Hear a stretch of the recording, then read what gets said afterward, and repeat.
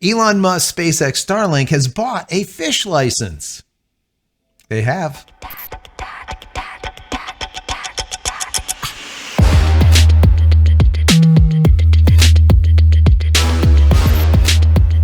Hey everybody, welcome back to the channel. Thank you so much once again joining me for tea time. Today we have a little bit of fireside.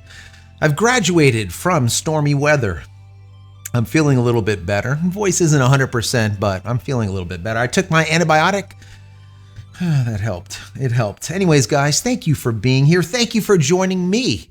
Hopefully with your cup of tea, maybe a cup of coffee, hanging out, talking tech, talking photo, talking video, as I always say. Today is a technology day. We're going to be talking about SpaceX and the Starship. Well, it seems like it has been confirmed. And I'm going to go through all of the reasons why I say that today, because I'm kind of excited about this. I hope you are too. SpaceX Starlink's super heavy, let's call it, with the Starship attached to it is a big, big deal, because that Starship is what's going to ferry all of the second generation, or maybe even third generation, large, as I call maxi satellites into space, into LEO, or low Earth orbit, which is going to help with our service. We're going to have faster speeds, lower latency, less downtime, less problems. The only thing SpaceX needs now is a call center. But I talked about that in yesterday's video, which no one gave a crap about because they didn't watch it. If you haven't watched it, check out yesterday's video. Anyways, I want to go through some of this stuff. Some of this stuff is just absolutely perplexing. Some of it is disturbing. I took a bunch of notes last night. I ended up watching a Lex Fridman video with, I think it was like his podcast 400, I think, with Elon Musk. And Lex Fridman, if you haven't watched him, he's awesome. He's a smart guy, and he gets a lot of big names onto his podcast. And Elon Musk, I think, has been on there like 3 other times. I think this is his 4th time. And I was watching this interview, and a couple of things stood out to me, and I want to bring them to your attention because it is just absolutely exasperating to me on how the organizations, the 3-letter organizations work, and all of the other regulatory bodies and agencies, and just all of these people that just throw just a wrench into every single project. And especially if you're someone like Elon Musk that you don't like, you throw more wrenches into the works, right? Now, if you don't know, as of last week, the Starship was fitted with the FTS. Now, if you don't know what the FTS is, basically it is the flight termination system. We saw a bunch of guys with basically bombs strapped to their backs, couldn't pay me enough, to go and now fit those bombs onto the unit, just in case. It's basically explosives that can be triggered in case of some type of an emergency, like a loss of control, which happened on the first Starship. And this allows the RSO, or they call him the range safety official, or Elon Musk himself, to push that detonation button and blow the ship up. Now, this is very important because this isn't just like a simple Falcon 9 rocket. I mean, this is the biggest rocket on the planet, right? It's like 400 feet tall, somewhere right around there. And it has over 10 million pounds of liquid oxygen and methane on this thing. So it is a massive bomb. And if it was to hit the ground uncontrolled, it would leave a pretty decent sized crater. And I wouldn't want to be where it ended up hitting, right? And I don't think you would either. So anyways, that's why you have this system, to be able to detonate it, basically a self-destruct mechanism on board the ship. So this was fitted onto it. So that's usually what happens just before launch. Now, that's happened before, and they ended up taking it off the launch pad and taking the FTS system off because there were more regulatory problems, or there was more waiting that had to be done. So this has happened before. So this doesn't guarantee a launch, but it probably will end up happening this time. Now, when I was watching this Lex Fridman interview with Elon, there was a couple of things that stood out to me that I was just dumbfounded. Now, I know, and I'm sure you guys know, that these regulatory bodies, they just, as I've said in the past, it stymies everything. It just gets everything stuck in the mud. It just delays everything. And they do it on purpose because they can. And they don't like them. Well, they do it with other companies too, I'm sure. But Elon is definitely a focus point because, once again, they don't like the guy. So I was listening to this and I was like, oh my God, I cannot believe this. At one point, he was talking about he has to deal with over 100 regulatory agencies with his businesses. Over 100. That is a lot. That's not a couple. That is a lot. And one of the agencies was talking about the possibility of one of his rockets going off, losing control, hitting the ocean, and killing a shark.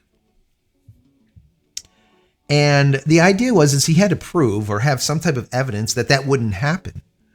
And his question to them were, well, do you have any data showing like how many sharks there are in the ocean to square meter? And then we can get an assessment on how the likelihood of a rocket that normally doesn't go out of control, but if it did hit the ocean and actually hit one of your sharks.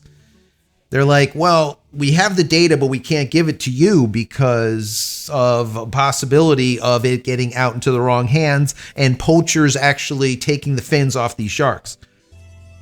He's like, well, we're at a quandary here. Is there anything else? Is there anywhere else? Well, we have another agency that we can give the information to, but we're not going to because that other agency we do not trust.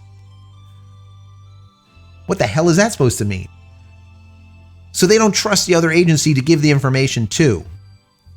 He's like, well, can't you like have like an NDA signed, a non-disclosure agreement signed or something? In the end, it ended up being that it just wasn't going to be an issue, obviously. Well, another agency came back to him later on and said, listen, we're worrying about one of your rockets going out of control and hitting a whale. This time we're talking about a whale being hit by one of these out of control rockets. And he's like, once again, do you have any information about this? How many whales, not sharks now, how many whales would be in the vicinity per square meter so we can do an assessment? And they're like, well, we really don't have that exact information. Well, then what do you want me to do, basically? But these are the type of questions. These are the type of things that they come up with that now Elon and SpaceX in general have to field. They have to sit and figure out like a rebuttal to this absolute asinine nonsense. Well, it got worse. As the conversation went on, he was talking to Lex and he was saying, you know, one time out of Vandenberg, where we send, obviously, the Falcon 9 out of, another agency came to us and said, listen, we believe, this is how it always goes really south, we believe that there is a possibility or a correlation between your rockets and the sonic boom that they create, disrupting the breeding pattern, the procreation of seals. Now, this isn't bullshit, guys. This is like fact. And I'm like, holy crap, really? So what this agency made Elon and SpaceX do was to kidnap, abduct a seal, and take that seal and strap it to a board, and then affix a set of headphones to the seal and play sonic boom sounds to the seal to see if it was somehow distressed. Well, the seal remained calm. So you would think that would be it, right? That would be the end of it. No, it's not the end of it. He had to do it again. No shit. They had to release that seal and abduct, kidnap another seal, strap it to a piece of wood, and then put those headphones on it and play the same sonic booms to that seal to see if it was distressed. After everything was said and done, who knows how many weeks went by to do this whole procedure. Poor seal. Probably thought he was going to be dead or eaten. After all of this time, what Elon and SpaceX found was during the period of time that they were launching missiles out of Vandenberg, the actual seal population increased. So what Elon said to this agency was, obviously my rockets are acting as an aphrodisiac. Mwah. Mwah. And they're doing it more, producing more seals. You cannot make this shit up, guys. You cannot make this shit up. I thought it was bad. But when I heard this story, I'm like, this is just class A governmental garbage. Just complete BS. But this is what ends up happening. Anyways, I went over to the Cameron County, Texas.gov site for SpaceX to see what is coming. And it does show a possible road closure on November 17th between the hours of 12 a.m. and 2 p.m. Now that road closure will be Highway 4 and of course the Boca Chica beach. You're not going to want to sit on the beach when this massive 400-foot rocket goes off, right? You'll end up with a pretty good tan, I think. So this is on there on the site. And there's two alternative dates that state the 18th, which is the day after, and the 19th for the same timing. Now, when I reviewed a few other documents, what I found was SpaceX wants to launch between 5:25 a.m. and like 11:10 a.m. And that's CST. So for me, it's EST, so I'm about an hour, I guess, ahead of them. So this is really great. Normally, they would launch around 8 o'clock. That's always like their window. They want to launch at 8 o'clock. They go live at about 7:30, launch by 8. This is how they normally do it. So on Friday, this might actually come to pass, and we will see that second Starship launch. Now, to add more credence to this November 17th morning launch, I went on to X and I found that Elon just posted a couple of hours ago, and he said this, quote, "Was just informed that approval to launch should happen in time for a Friday launch." That's big, all right? That's really big. That means that he did end up buying that fish license that he was talking about. Now, he needed the fish license because the only stumbling block that was left was the U.S. Fish and Wildlife Service. Not the FAA. The FAA was ready to give him approval because he did everything that the FAA requested. But the Fish and Wildlife was still dragging their feet in the mud, looking for, I don't know, a fern that might be endangered or some kind of fish that flopped out of the water or some shit, because this is what they do. So they've been waiting, I think it was like 135 days now. I don't know, some crazy amount, a whole lot of days on this fish and wildlife nonsense, picking up debris, looking at chunks, measuring the chunks, seeing how far the chunks of concrete went, checking the water quality. Is there anything with any type of fish going on? Was there any fish that got killed? Was there any fish that surfaced that were dead for a unnatural reason? Yeah, so it looks like Elon ended up buying this fish license and now is ready to launch Starship 2. Now, I'm really excited about this launch and every launch because I'm kind of like an Astro type of guy, right? I'm actually wearing, look at this. I got Megabit on today. Part of my merch. Go check out the website. Pick him up. I love this guy. I made him like 6 months ago. I sold a lot of these shirts. People love this guy. Anyways, I love Astro anything. Astronomy was my thing. When I was going to college, I took a course in astronomy and I had a teacher. He was just absolutely unbelievable. You know how you always have those professors that just do it for you, that are just amazing? I've only had 3 in my entire lifetime. Professors are hard to come by. They're actually good, that don't have like this agenda. Anyways, basically this professor encouraged me by getting me so deep into astronomy because I just absolutely loved it just by the way he spoke about it, right? To go out and buy this massive, as my wife calls it, the torpedo.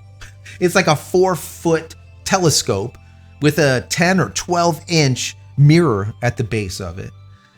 And take this torpedo outside on a crystal cleared night and view space around us.